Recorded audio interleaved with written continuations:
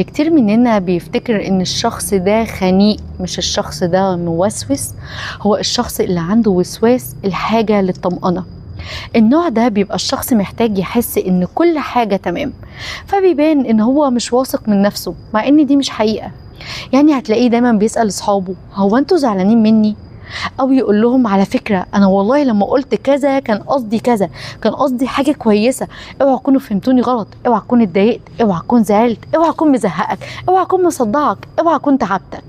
دايما حاسس ان هو تقيل على الناس، عايز يتأكد ان كل حاجة تمام وان مفيش اي حد متضايق منه.